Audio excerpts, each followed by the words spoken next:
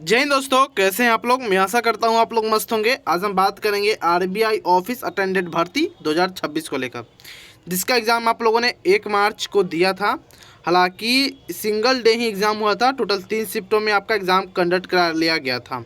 बात आती है रिजल्ट को लेकर, बहुत से बच्चों के मन में सिर्फ एक डाउट है, रिजल्ट कब तक आएगा, सेफ स्कोर क्या रहने वाला है एलपीटी के लिए, किन बच्चों को एलपीटी की तैयारी करना चाहिए और किन बच्चों को एलपीटी की तैयारी नहीं करना चाहिए।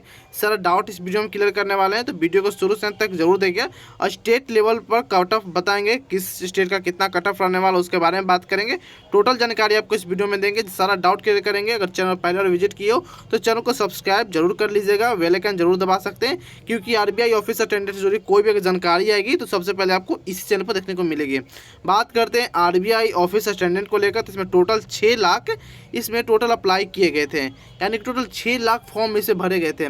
प्रजेंट कैंडिडेट की बात किया जाए तो 4,46,000 के करीब में इसमें टोटल प्रजेंट हुए थे। एग्ज़ाम डेट आपका 1 तारीख को ही 1 तारीख यानी कि 1 मार्च को आप एग्ज़ाम कंडक्ट करा लिया गया था। आंसर की इसकी नहीं आती, क्योंकि बहुत से बच्चे के डाउट क्लियर आता है, कमेंट आता है कि इसका आंसर की जारी की जाती है। तो मैं आपको बता दूं, आरबीआई का किसी भी एग्ज़ाम का आंसर की आपको जारी नहीं की जाती है। डायरेक्ट आपको रिज़ल्ट और कट ऑफ आपको पता चलेगा कि आपका सिलेक्शन हुआ या नहीं हुआ। बात करेंगे एग्ज़ाम डिफ़िकल्टी लेवल को लेकर, तो रीजनिंग आपका मॉडरेट पूछा गया था। न्यूमेरिकल एबिलिटी की बात किया जाए तो moderate to hard. English language की बात किया जाए तो ये भी आपका मॉडरेट पूछा गया था। और जनरल अवेयरनेस की बात किया जाए तो हार्ड लेवल का आपके पूछा गया था। आई होप यहाँ तक आपका सारा डाउट क्लियर हो चुका होगा। फिर भी कोई डाउट बचे तो कमेंट सेक्शन के माध्यम से आप हमसे पूछ सकते हो। चलिए बात करते हैं कैटेगरी वाइज वैकेंसी ब्रेकडाउन को लेकर। तो इसमें टोटल 572 इसमें टोटल वैकेंसी थी, जिसमें युवा की बात किया जाए तो 293, SC 85, ST 58, OBC 71, EWS 51, PWD में 39 और एक सर्विसमैन में टोटल 105 पोस्ट यानी कि 105 वैकेंसियाँ निकाली गई थी। चलिए वैकेंसी को लेकर सारा डाउट, कुछ भी डाउट बचे कमेंट सेक्शन के माध्यम से आप हमसे पूछ सकते हैं। आगे बात करते हैं, यहाँ आपको दिया हो गया होगा नेम ऑफ ऑफिस, यानी हर एक ऑफिस जिस स्टेट में इनका ऑफिस पड़ता है, जैसे कि अहमदाबाद, बेंगलुरु, भोपाल, भुवनेश्वर, चंडीगढ़, चेन्नई, गुवाहाटी, हैदराबाद, जयपुर, कानपुर, लखनऊ, कोलकाता, मुंबई, न्यू दिल्ली, पटना, इस सभी जगह के यहाँ दिया गया है कि वैकेंसी दिया गया है कैटेगरी वाइज किस राज्य में यानी किस स्टेट में कितना वैकेंसी दी गई है, यहाँ आपको सारा दी गई है। यहाँ PWD और एक सर्विसमैन की दी गई है। चलिए वीडियो पॉज कर आप देख सकते हैं, सारा आप देख सकते हैं वीडियो पॉज कर। बात करते हैं एग्जाम पैटर्न को लेकर, तो रीजनिंग आपका 30 क्वेश्चन पूछे गए थे 30 मार्क्स का। जनरल साइंस का बात किया जनरल इंग्लिश की बात किया जाए तो 30 क्वेश्चन 30 मार्क्स का। जनरल अवेयरनेस की बात किया जाए 30 क्वेश्चन 30 मार्क्स का। न्यूमेरिकल एबिलिटी 30 क्वेश्चन 30 मार्क्स का, यानी कि टोटल नंबर ऑफ क्वेश्चन की बात किया जाए तो 120 क्वेश्चन पूछे गए थे 120 नंबर का, यानी कि एक क्वेश्चन के लिए आपका 1 अंक निर्धारित किए गए थे। ड्यूरेशन की बात किया जाए तो ड्यूरेशन आपका 90 मिनट का आपका समय दिया गया था। चलिए बात करते हैं नेक्स्ट, यानी कि गुड अटैम्प्ट को लेकर। रीजनिंग में अगर 23 से 25 का नंबर आपका बन रहा है तो आप गुड अटैम्प्ट तो टेंशन लेने की ज़रूरत नहीं है। न्यूमेरिकल एबिलिटी की बात किया जाए तो 21 से 23 अगर आपके इसमें बन रहा है न्यूमेरिकल एबिलिटी में, तो इसमें अभी आप गुड अटैम्प्ट तो टेंशन नहीं लेना है, एलपीटी की तब तैयारी कर सकते हो।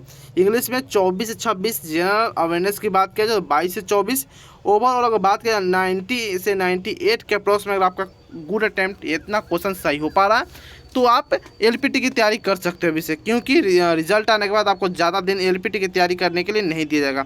एलपीटी क्या होता है इसके बारे में अब आप जानते हैं। चलिए बात करते हैं एलपीटी क्या होता है और बात करेंगे की of selection, stage of selection. सबसे पहले आपको ऑनलाइन मोड में एग्ज़ाम कंडक्ट कराई जाती है, जो कि ऑब्जेक्टिव टाइप होती है। इसमें 4 सेक्शन होते हैं, रीजनिंग, जनरल इंग्लिश और जनरल अवेयरनेस और न्यूमेरिकल एबिलिटी, जो कि आपका कंडक्ट करा लिया गया है। अब बारी आती है एलपीटी की, यानी कि लैंग्वेज प्रोफिशिएंसी टेस्ट को, जिसे हम एलपीटी शॉर्ट फॉर्म में कहते हैं। इसका क्वालिफाइंग नेचर का होता है, यानी कि testing the ability to read write and speak to the local language of the applied region. यानी कहने का मतलब जिस भी स्टेट से अगर आपने बिहार, उत्तर प्रदेश या चेन्नई, तमिलनाडु वगैरह कहीं से भी अगर आपने फॉर्म भरा है, वहाँ का लोकल लैंग्वेज आपका आना चाहिए। जैसे सपोज दैट आपने चेन्नई से फॉर्म भर दिया तो चेन्नई का आपका लोकल लैंग्वेज यानी कि तमिल, तेलुगु, मलयालम, वहाँ का जो भी लोकल लैंग्वेज है वहाँ आना चाहिए। अब suppose that Jharkhand, Bihar, UP से भरे तो वहाँ का हिंदी लोकल लैंग्वेज है तो आपको हिंदी आना चाहिए। उसी लैंग्वेज बेस्ड पर आपका एलपीटी का टेस्ट होता है। चलिए उसके बाद आपका डॉक्यूमेंट वेरिफिकेशन और फिर उसके बाद मेडिकल एग्जामिनेशन होता है। देखिए डॉक्यूमेंट वेरिफिकेशन में कोई छटने का ज़्यादा चांस नहीं होता और ना ही आपका मेडिकल में छटने का चांस होता है। रेयर केस में कोई एक आधे स्टूडेंट ऐसे हैं जो छट जाते हैं या उनमें ज़्यादा इशू होता है मेडिकल को लेकर, वह छट जाते हैं, नहीं तो लगभग सभी बच्चे पास कर जाते हैं मेडिकल एग्जाम में। तो जो सबसे ज़्यादा अगर टफ कर सकते हैं तो एलपीटी, क्योंकि इसमें लिखने का, बोलने का और पढ़ने का सारा कुछ आपको तरीका जाना जाता है। इसमें काफ़ी बच्चे जो होते हैं डिसक्वालीफाई कर जाते हैं एलपीटी के। तो इसी से अभी से आप एग्ज़ाम की तैयारी करना स्टार्ट कर दीजिए एलपीटी का। चलिए आगे बात करते हैं, शिफ्ट वाइज लेवल की बात करेंगे। आपको पता होगा आपका एक ही दिन एग्ज़ाम था 1 मार्च को। शिफ्ट बात करते हैं फर्स्ट की तो ईजी टू मॉडरेट आपका था, second shift moderate to hard था और थर्ड शिफ्ट मॉडरेट था। हालांकि बहुत से बच्चे का इसमें डाउट ये भी होगा, उनका ओपिनियन होगा, पर्सनल ओपिनियन, कि नहीं जो आप फर्स्ट शिफ्ट बता रहे हैं काफ़ी हार्ड पूछा गया था, या किन्हीं को यह भी हो सकता है कि थर्ड शिफ्ट भी हार्ड हो सकता है। देखिए सभी का अलग अलग हो सकता है ओपिनियन, ये आपकी तैयारी और हमारी तैयारी पर निर्भर करता है। आपकी तैयारी अगर अच्छी होगी तो आपको ईजी लग सकता है, अगर आपकी तैयारी ख़राब है यानी कि 50-60% तैयारी करके आप चले गए एग्ज़ाम देने तो आपको हार्ड लग सकता है। तो अपना अपना तैयारी पर निर्भर करता है, इसमें कोई भी दो राय नहीं है कि मेरा हार्ड है, मेरा इजी है, मेरा मॉडरेट है। एक एवरेज जो है यही निकल कर आ रहा है। फर्स्ट शिफ्ट आपका इजी टू मॉडरेट था, सेकंड मॉडरेट टू हार्ड और थर्ड आपका मॉडरेट पूछा गया था। आपका ओवरऑल एग्जाम मॉडरेट में कंडक्ट कराया गया था, मॉडरेट लेवल का आपका पूरा एग्जाम था। बात करते हैं कुछ ऐसे क्वेश्चन जो पिछले वीडियो में बहुत से सब्सक्राइबर पूछे थे कि क्या होना चाहिए, तो उसके बाद 1 मिनट आपको निकाल कर देता हूँ। थर्ड शिफ्ट थी मेरी, 20 मिनट बच गए थे 115 करने के बाद भी। अगर 115 करने के बाद भी 20 मिनट बच गए तो आप काफ़ी इंटेलिजेंस है और आप में आपका सिलेक्शन होने का चांस इसमें बन जाता है। अगर आप 115 अटैम्प्ट किए हैं, इसमें अगर 3-4 गलत भी है तो कोई टेंशन लेने की ज़रूरत नहीं, एक्यूरेसी अच्छा बैठेगा। दिल्ली सेकंड शिफ्ट 84 अटैम्प्ट है। आप थोड़ा अपना कैटेगरी जरूर मेंशन कीजिएगा, आप किस कैटेगरी से एग्ज़ाम दे रहे हैं, ताकि हमें बताने में सहूलियत हो सके। देखिए दोस्तों आप भी कमेंट कर सकते हो, लेकिन बहुत से बच्चों का इसमें कमेंट आता है कि मैं एक बार में कमेंट नहीं कर पा रहा हूँ, 2 बार में भी नहीं कर पा रहा हूँ, क्या दिक्कत है।